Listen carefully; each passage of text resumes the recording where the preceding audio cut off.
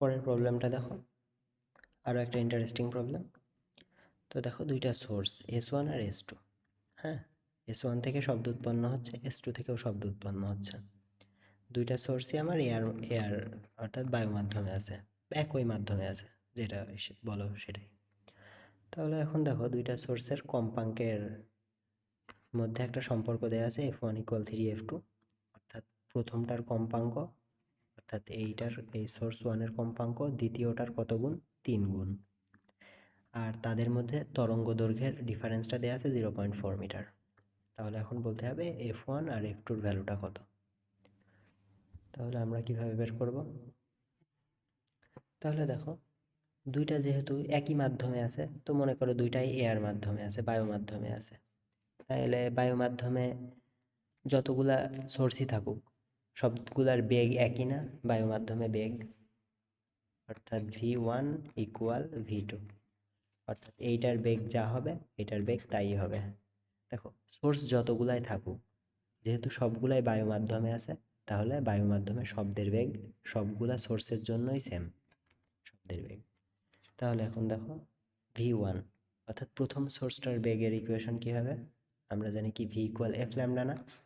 তাহলে F1 λ1, এটা তরঙ্গ দৈর্ঘ্য মনে করো λ1, ইকুয়াল V2 মানে কি F2 × λ2, দ্বিতীয় এটা তরঙ্গ দৈর্ঘ্য মনে করো λ2, দ্বিতীয় সোর্সটার তরঙ্গ দৈর্ঘ্য।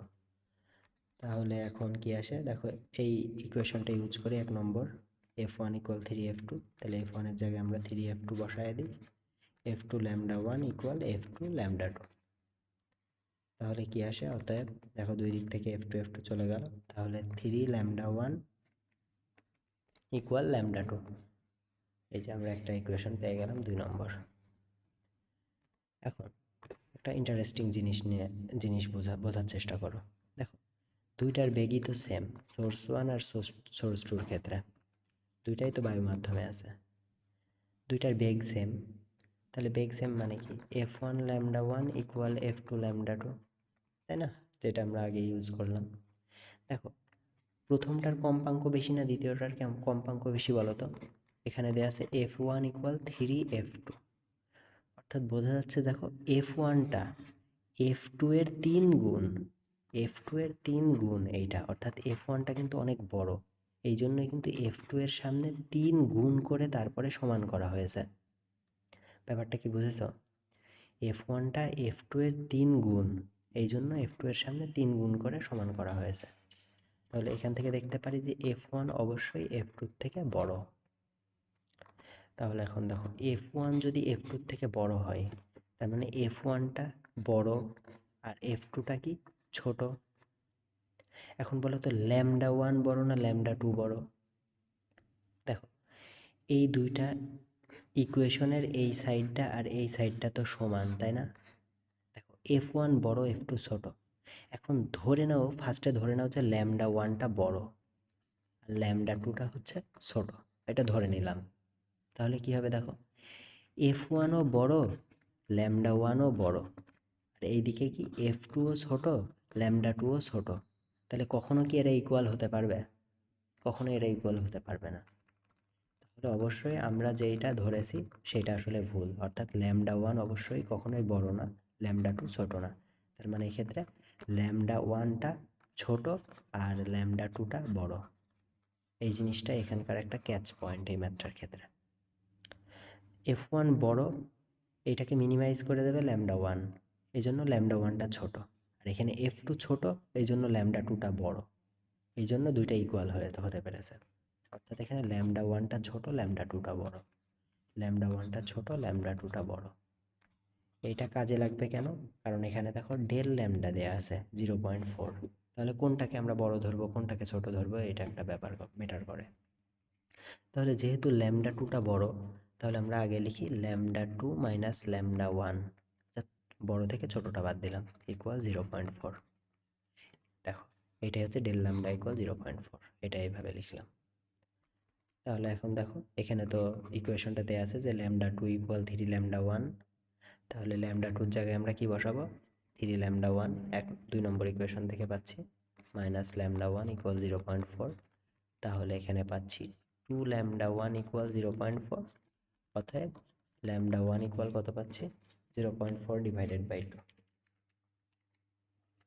অর্থাৎ পাচ্ছি 0.2 মিটার। এখন ল্যামডা ওয়ানের ভ্যালু যদি 0.2 মিটার হয়, তাহলে ল্যামডা টুর ভ্যালু কত হবে? ল্যামডা টুর ভ্যালু হচ্ছে যে 3 ল্যামডা ওয়ান, 2 নম্বর ইকুয়েশন থেকে 3 ল্যামডা ওয়ান অর্থাৎ 3 ইন্টু 0.2 অর্থাৎ 0.6 মিটার। তাহলে আমরা ল্যামডা ওয়ানের ভ্যালু পেয়ে গেছি, ল্যামডা টুর ভ্যালু পেয়ে গেছি। এবার আসুন ফ্রিকোয়েন্সিতে, দুইটার ফ্রিকোয়েন্সি কি বের করা পসিবল? আমরা চাইছিলাম তো ফ্রিকোয়েন্সি এই ম্যাথটার ক্ষেত্রে। দেখো ফ্রিকোয়েন্সি বের করতে গেলে আমাকে কি বের করা লাগবে? ল্যামডা ওয়ান ল্যামডা টু পেয়ে গেছি, তাহলে এখন আমরা জানি ভি ইকুয়াল, দেখো V one equal F one lambda one. দেখো ল্যামডা ওয়ান জানি, ভি এর মান তো জানি না, ভেলোসিটির মানটা, তাই না? বায়ু মাধ্যমে শব্দের বেগ সেটা কি জানি? অর্থাৎ এখানে অবশ্যই তোমাকে দেয়া থাকতে হবে, না তো আমরা এটা বের করতে পারবো না এই ম্যাথটার ক্ষেত্রে। তাহলে ধরে নাও যে বায়ু মাধ্যমে শব্দের বেগ কোনো একটা দেয়া আছে, অর্থাৎ ভি এয়ার মনে করো দেয়া আছে হচ্ছে 330 মিটার পার সেকেন্ড।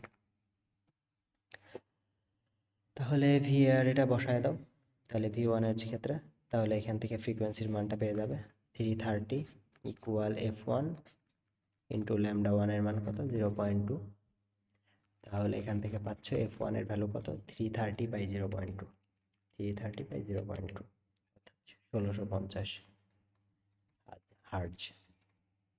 সেমভাবে V two equal F two lambda two, দেখো ভি টুর ভ্যালু কিন্তু সেম হবে, 330ই হবে, কারণ দুইটাই এয়ার মাধ্যমে আছে, বায়ু মাধ্যমে আছে, ইন্টু ল্যামডা টু 0.6। অতএব এখান থেকে এফ টু মানটা কত আসে 330 বাই 0.6, 550। তখন আমরা এফ ওয়ান আর এফ টুর ভ্যালুটা পেয়ে গেছি।